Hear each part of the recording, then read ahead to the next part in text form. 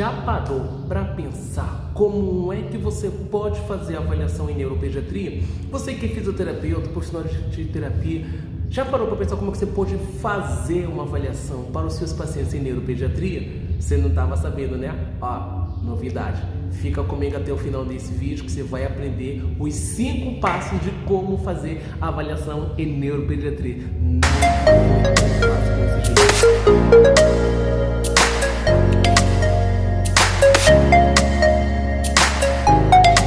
Para você e para estudante ou até mesmo profissional de fisioterapia em Angola, atenção que esse vídeo eu estou gravando em Angola, se você está assistindo, certeza que deve ser eu em Angola. Mas então, eu estou gravando esse vídeo para falar para vocês, para ensinar na verdade para você que é estudante ou até mesmo fisioterapeuta com atuação mais prática, vamos falar assim, em neuropediatria. Como é que você vai fazer a avaliação? Tipo, Bini, como é que eu faço a avaliação para um paciente neurológico? Como é que ele funciona? A avaliação de um paciente neurológico, nesse caso, né? Mas na pediatria, nesse caso é neuropediátrico. Os pacientes neuropediátricos, diferente dos outros pacientes que a gente pode encontrar dentro dos hospitais, eles têm atuação ou a forma de avaliação diferenciada com cada especialidade.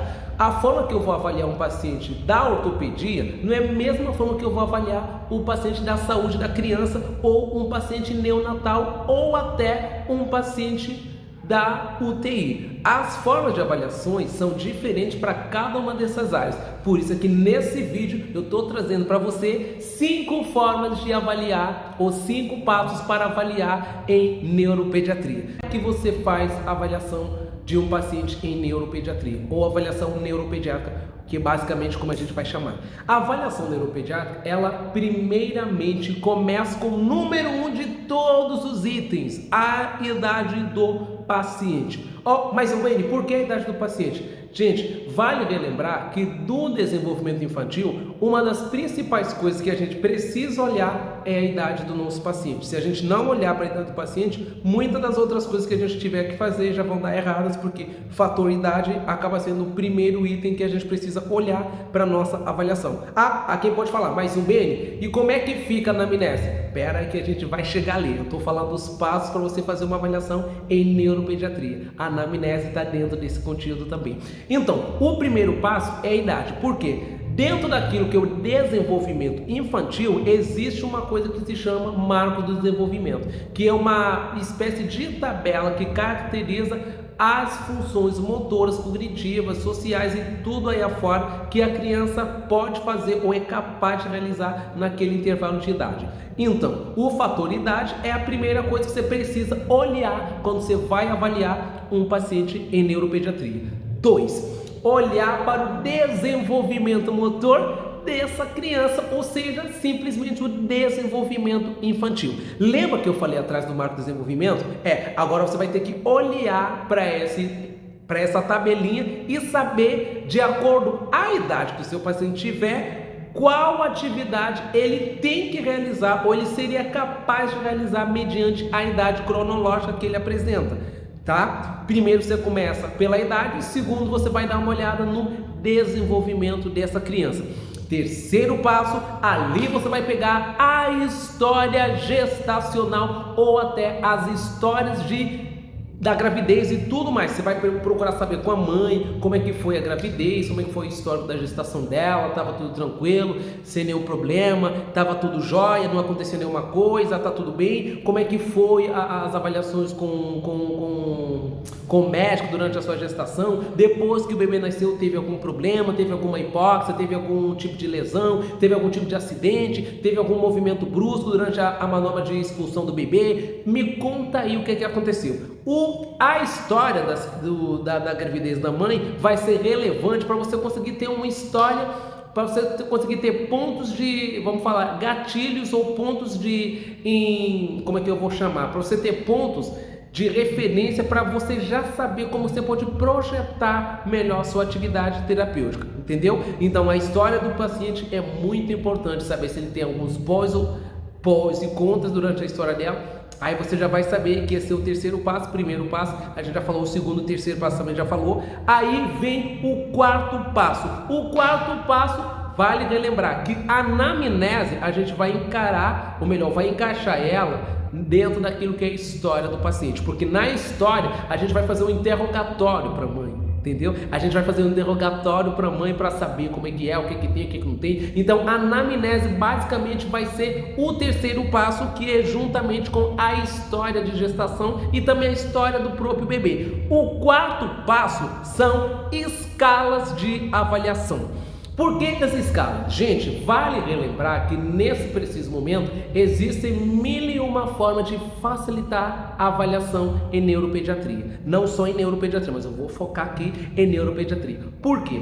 Se você parar para pensar, antigamente a gente era muito impreciso nas nossas avaliações. A gente não sabia ao certo qual problema se esperar se a criança tiver uma lesão no cerebelo, qual problema se esperar, qual dificuldade se esperar se a criança apresentar uma lesão no córtex cerebral.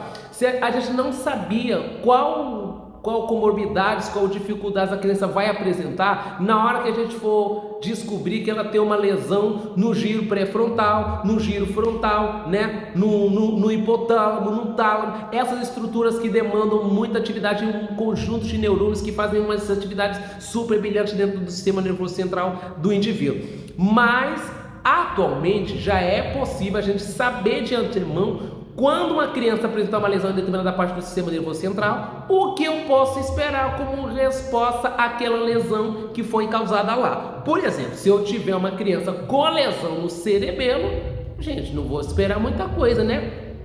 Eu já vou saber, eu já vou saber que o que vai acontecer. Provavelmente que essa criança, ela vai ter movimentos incoordenados, ou seja, coordenação motora vai ser uma das principais dificuldades que essa criança vai me apresentar. Então não é motivo de ter motivo de muita dor de cabeça sabendo a região que o acidente foi instalado. Isso é mais ou menos o que pode acontecer nos casos das crianças com lesões cerebelares. Então as escalas vêm exatamente para a gente melhorar a nossa abordagem nesse ponto. O que acontece? Essas escalas, elas vão chegando para a gente para facilitar a nossa avaliação. A gente pega, por exemplo, a escala de Alberto, que avalia a criança desde os 9 meses, se eu não estou em erro, 9 meses de gestação até que ela nasça, e depois até os 6 primeiros meses de idade da criança. A escala de Alberto basicamente vai avaliar os aspectos do desempenho motor da criança. Então, quando eu vou querer saber sobre o desempenho motor de um paciente, aí eu já sei qual escala pode me dar uma pontuação, uma ideia de como é que está o desempenho motor dessa criança. Se eu quiser saber quantificar como é que está a atividade grossa da minha criança, eu posso usar a GMF ou a GMFC, né? Qual das escalas se adequa à idade do meu paciente? Relembrando que o primeiro item é sempre a idade. De acordo com a idade, eu já vou querer saber. Se eu quiser saber como é o desenvolvimento social, cognitivo e até escolar do meu paciente, aí eu também já tenho uma outra escala que pode me dar esses valores e me dar a ideia de como é que está no ponto de vista de desenvolvimento social, acadêmico ou até cognitivo do meu paciente, como é que ele está usando, por exemplo, a escala de Denver e mais outras escalas que avaliam especificamente atividades bem mais restringidas ou mais restritas ou até mais específicas no caso. E o quinto passo, não menos importante, né, para fazer a nossa avaliação em neuropediatria, é a experiência prática na aplicação desse historial de conhecimento que o próprio terapeuta tem como bagagem para conseguir controlar e até mesmo dar uma resposta a esse desafio que eles vão encontrando. Então, basicamente são esses 5 passos que você precisa seguir, e eu te garanto que na hora que você aplicar esses passos, você não vai mais ter a dor de cabeça de saber, poxa, como é que eu vou traçar meus objetivos? Como é que eu vou fazer o meu programa terapêutico? Aí você já fica mais fácil de conseguir elaborar um programa de tratamento ou até um objetivo com esse paciente, mediante a avaliação que você fez bem feita, que foi bem estruturada, e você consegue dar conta do recado.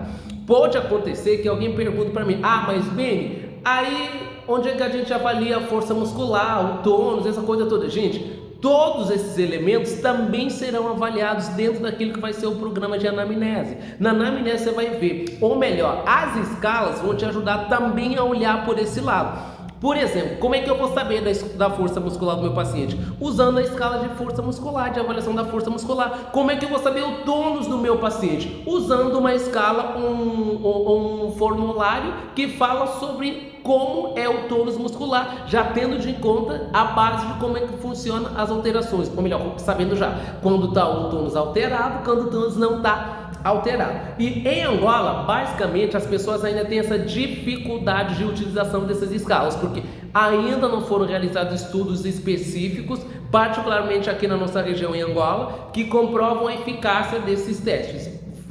Uma vez que metade dos profissionais aqui que usam essas escalas ou estudaram fora do país, né, ou até tiveram contato com outros profissionais fora do país e trouxeram para cá essas escalas ou essas formas de avaliações para conseguir diversificar e trazer uma melhor qualidade de vida e uma melhor qualidade de atendimento para os pacientes que cruzarem o caminho deles, como acontece particularmente comigo também, tá, gente?